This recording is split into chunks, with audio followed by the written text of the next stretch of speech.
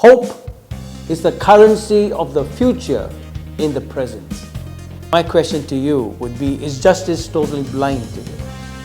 We are a fractured nation that has not healed from its past.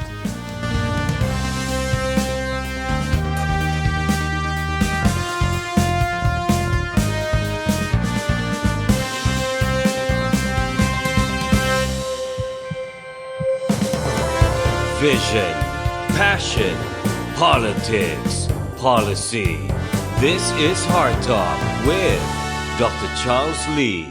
Welcome to HEARTtalk, coming to you from Kuala Lumpur, the capital city of Malaysia.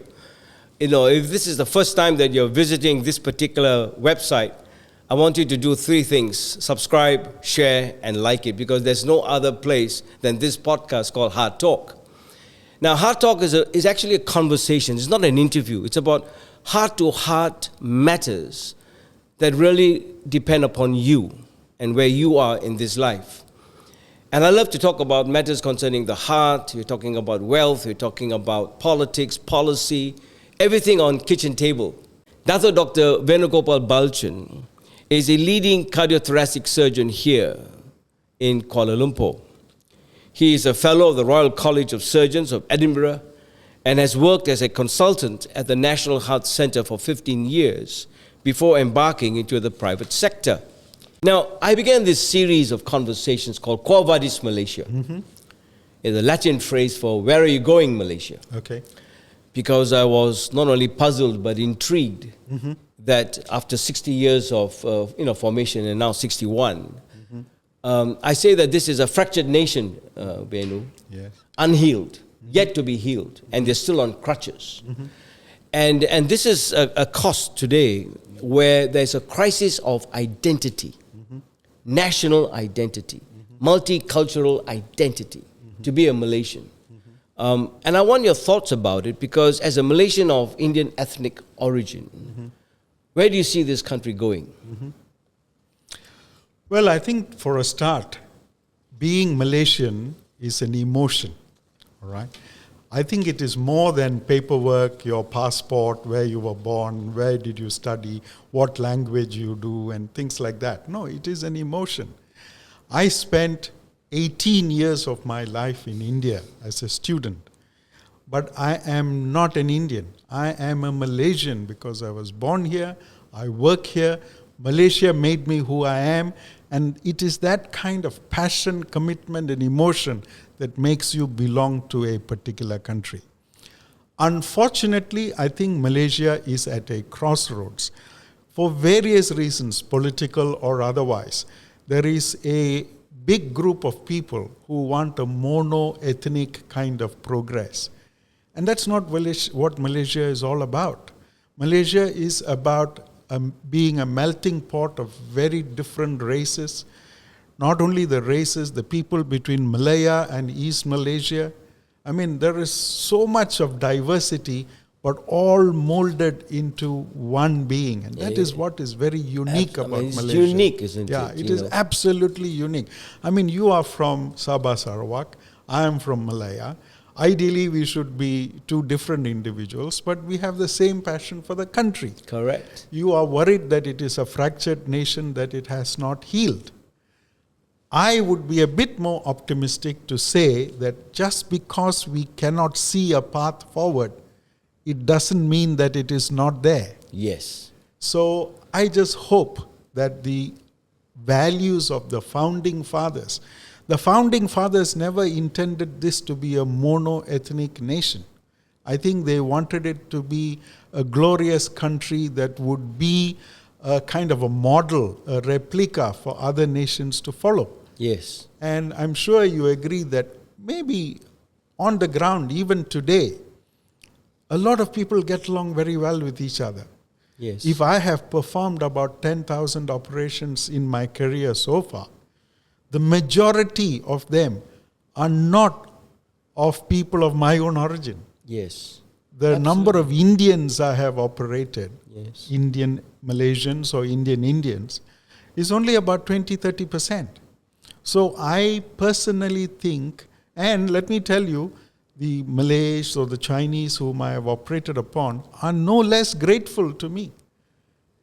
So I think one has to realize that, like you said, when God's creations, every creation is the same. Absolutely. When I go into a heart or the chest, I don't see a different heart in a different ethnic thing. They all beat. Yes. They all are the same color. Some are a bit more fatty than the others. Yes. Blood is always red, whether it is a Malay, Chinese or Indian. Yes. And so I think we need a huge paradigm shift for the country to move forward. The opportunities are there, but unfortunately the politics is a bit divisive. And I hope that even every single interview like this, for example, would instill in the population the idea that we are one, we are Malaysian. Yes. And you asked me about Indian ethnicity in Malaysia. Let me tell you that the majority of the Indians in Malaysia, the vast majority, have not seen India. Yes. They have not been to India. Yes. They don't know what being Indian is about. They only know what being Malaysian is about. But you have to respect that. There's no point saying that you are one, you are different. Yes. No, we're all Malaysian. Yes. And I wrote in one of the articles, if Lee Chong Wei wins a badminton medal, I don't look at him as Chinese. I clap as vociferously and as loudly as any other Malaysian. When Mokhtar Dahari, I used to watch Mokhtar Dahari play, and he scored a goal. Yeah. It didn't matter that he was Malay. It all mattered was that he made Malaysia into a then reasonably good football team. Yes. So that kind of thing should be there, you know, Yes. and that is what I think being a doctor helps, because you and I, we never take any sides on any race or any ethnicity or any religion for that matter. So that kind of magnanimity in our profession helps us to become better individuals for the country. No, point well taken, and I feel with you that, one of the times that I felt what it is to be truly Malaysian was when I had my open heart surgery. Yes. My heart surgeon was a Malaysian Malay. Yes. Another Malaysian Chinese heart surgeon took my veins, harvested my veins from my leg, who is currently now in Penang. Yeah. And then it was a Malaysian Indian who extubated me as an anaesthetist. All right. So I had all three together, and I said, Malaysia boleh. Yes. And, these are the critical times of life. Like when COVID hit us, nobody it was colorblind.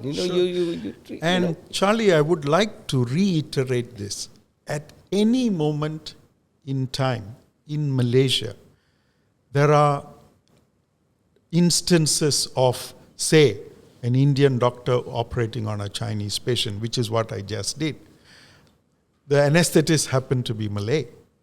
And this combination of different ethnicities, different races, of different religion coming together to save a life happens every single moment in this country. Yes. And anybody who thinks that this is not important is being a bit foolish. Yes. I think it is so wonderful to see that at least in our profession, medicine, there is very little of anything else. Yes. But my worry is that it is leaning in a bit of a political direction. Well, this is why it takes wisdom to know the end point.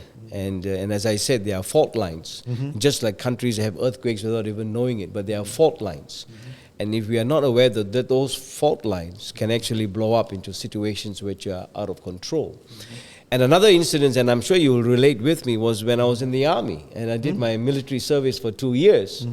And that was 1981. Yeah. I was in the jungles of Sarawak in Bao. Oh, all right. Okay. I don't know how many doctors know what it is to hold an M16, you know what I mean? And that night that I was out there, there were two communists. They were shot dead. And on my left was a Malaysian Indian, on my right was a Malaysian, all doctors, Yes, yes. And that's why I say that the younger generation forgets that there's a price to keep the unanimity of a single one Malaysia kind of concept intact. Because the days ahead are not going to be easy. Sure. And we're living in difficult times. And I would like to highlight the fact that I served in the army just like you for 2 years. Yes. And I was the only non-Malay among 700 Malays because I served with Regiment Askar Melayu Diraja. I was 19 Royal Malays medical officer. But rather than it being something awkward, I am not bluffing when I say that those 2 years with 19 Royal Malay were probably the best years of my professional career. Right. I didn't feel left out. I didn't feel, because I used to go and be part of them. I used to attend the talils. I'll sit in one corner. I might not know how to recite their prayers, but I will just show the respect that I'm supposed to do. And in turn, they respected me. They respected me for being Indian and being Malaysian first. And, my commanding officer was a gentleman. Yeah. And I must say, Lieutenant Colonel Hashim bin Yahya, who was then my CEO, commanding officer, he's now retired Major General. If not for him, I wouldn't get the time I needed to prepare for my part 1. Oh, yes. He went out of the way and he looked at me and said, "Oh, you want to become a surgeon? Okay, I give you some protected time to study." And on a public show like this, I would like to acknowledge the fact that he was the one who put me on the road. Because without a part 1, you can't get anywhere. Oh. And because I had a part 1 and because I served the army, then I got HKL as my posting of choice. And that's where my surgical journey began. Fantastic.